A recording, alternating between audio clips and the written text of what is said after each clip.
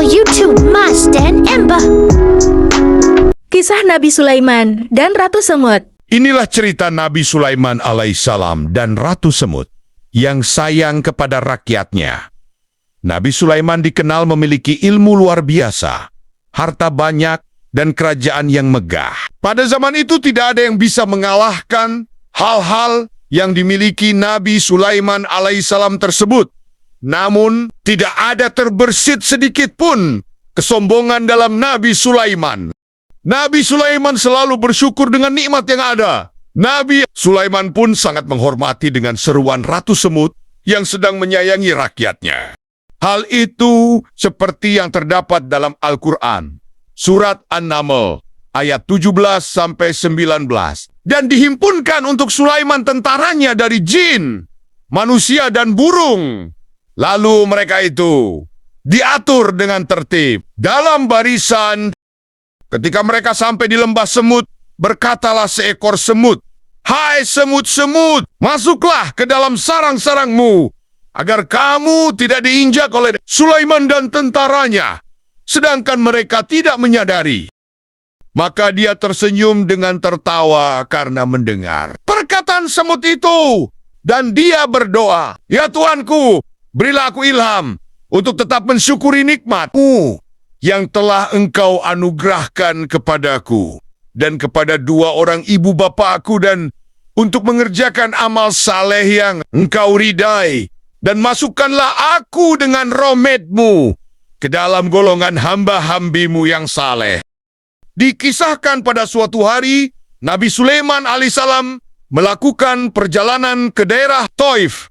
Dalam perjalanan itu, beliau membawa pasukan yang sangat banyak. Pasukan itu terdiri atas manusia, jin, dan burung-burung. Para jin dan manusia berjalan bersama Nabi Sulaiman alaihissalam. Sedangkan burung-burung terbang menaungi mereka dengan sayapnya.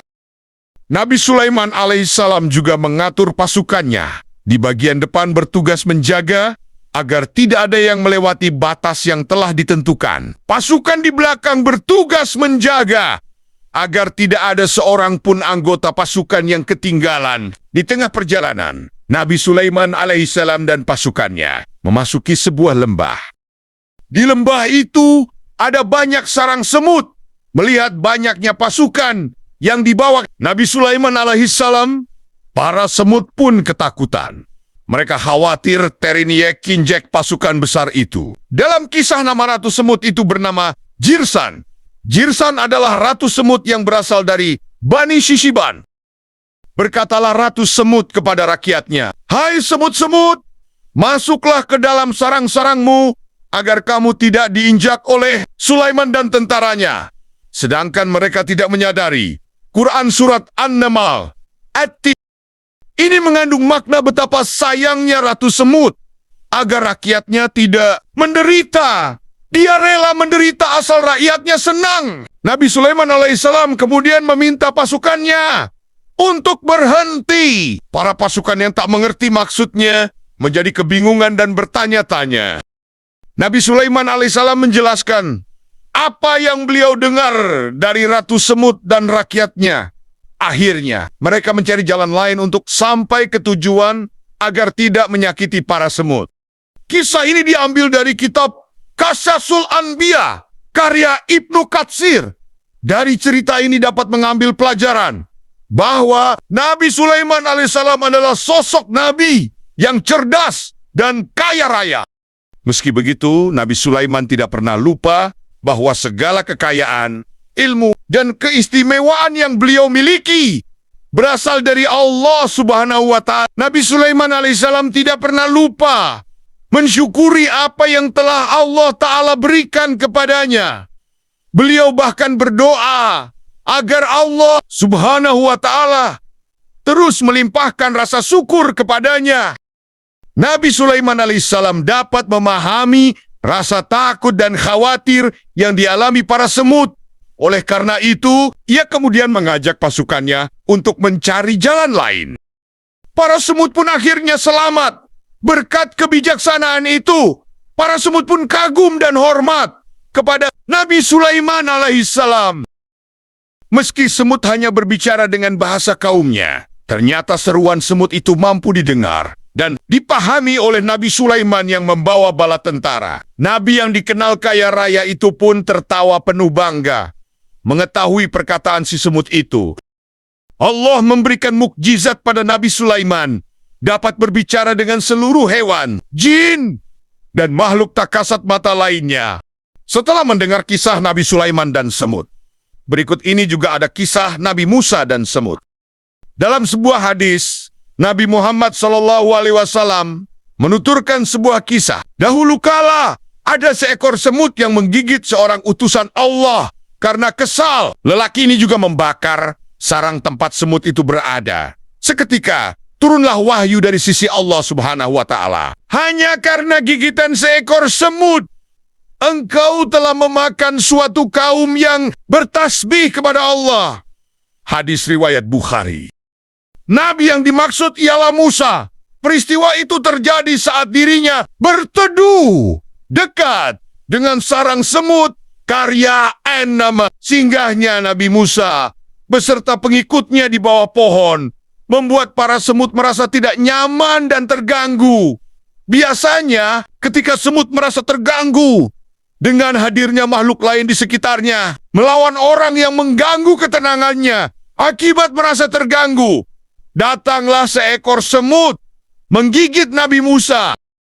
Di tengah keadaan lelah dan lapar, hadirnya semut yang menggigit tentu membuat beliau marah. Sebab Nabi juga seorang manusia. Walaupun beliau mendapat kekhususan dari Allah Subhanahu wa Ta'ala, tetapi tidak bisa lepas dari adanya khilaf. Nabi Musa yang marah akibat gigitan seekor semut, kemudian memerintahkan kepada para pengikutnya untuk menjauhkan semua barang bawaannya dari pohon yang dijadikan tempat singgah. Nabi Musa lalu membakar kawanan simat-simat yang ada di sekitaran pohon, termasuk tempat tinggal semut yang ada di situ. Para semut yang sedang bergelenjelan di desanya dan di sekelilingnya pun ikut terbakar oleh panas api yang dinyalakan oleh Nabi Musa. Tidak terkecuali para kawanan semut yang masih berada di lubangnya dan berada di dalam tanah yang tidak tahu apa-apa. Melihat apa yang dilakukan oleh Nabi Musa, Allah Subhanahu wa Ta'ala kemudian menegurnya dengan berfirman, "Mengapa tidak seekor semut saja?" Sedangkan dalam Sahih Muslim, Imam Muslim meriwayatkan bahwasanya Allah berfirman, "Hanya karena kamu digigit oleh seekor semut, lalu kamu membinasakan sebuah umat yang bertasbih kepadaku." Apa yang dilakukan Nabi Musa adalah sebuah kekhilafan, sehingga Allah menyalahkan dan mencela Nabi Musa karena yang menggigitnya hanya seekor semut, namun beliau justru membunuh semua semut yang ada di situ. Jika memang mesti dihukum, seharusnya yang dihukum hanyalah semut yang menggigitnya, bukan semua semut yang ada di situ. Seketika Nabi Musa merasa bersalah atas perbuatan yang dilakukannya, sebab lebih menuruti nafsu amarahnya. Semut juga merupakan makhluk dan umat ciptaan Allah. Setiap yang diciptakan oleh Allah Subhanahu wa Ta'ala pasti ada manfaatnya. Dalam beberapa riwayat, bahkan mereka selalu bertasbih dan mensucikan Allah Subhanahu wa Ta'ala, seperti hewan dan ciptaan Allah Subhanahu wa Ta'ala lainnya. Allah Subhanahu wa Ta'ala sendiri telah memberitahu dalam surah Al-Izra ayat 44. Langit yang 7, bumi dan semua yang ada di dalamnya bertasbih kepada Allah, dan tidak ada sesuatu pun melainkan bertasbih dengan memujinya. Tetapi kamu sekalian tidak mengerti tasbih mereka. Sungguh Dia Maha Penyantun, Maha Pengampun. Oleh karena itulah seyogianya manusia tidak boleh membunuh dan menyerang semut atau hewan lainnya, kecuali jika mereka memang menyakiti terlebih dahulu. Dalam hal ini, Rasulullah SAW pernah bersabda, ada beberapa hewan yang boleh untuk dibunuh, seperti cicak, anjing penggigit, kalajengking, tikus, burung gagak, dan raja wali, atau yang disebut dengan fawasik.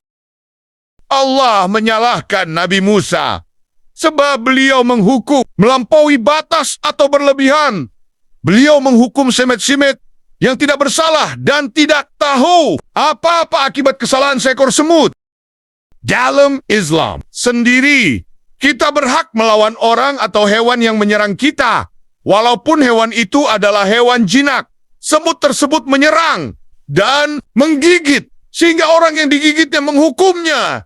Maka dia tidak disalahkan, tetapi menghukum semua semut yang ada di desa itu dan membakar mereka dengan api adalah sebuah hukuman yang melampaui batas dan penuh dengan ketidakadilan. Kisah tentang Nabi Sulaiman dan Nabi Musa tersebut adalah salah satu dalil tentang ketidakbolehan membunuh semut, sebagaimana tidak boleh membunuh binatang lain kecuali binatang yang menyerang dan mengganggu. Selain itu, membunuh hewan dengan membakarnya hidup-hidup adalah sesuatu yang tidak dianjurkan, bahkan tidak diperbolehkan dalam Islam, sebab yang berhak mengazab dengan api hanyalah sang pemilik api, yaitu Allah Subhanahu wa Ta'ala. Walaupun sebelum Islam datang, hal tersebut dibolehkan. Itulah kisah para nabi dan semut. Terima kasih sudah menonton. Semoga video ini bermanfaat. Subscribe, like, share, dan komen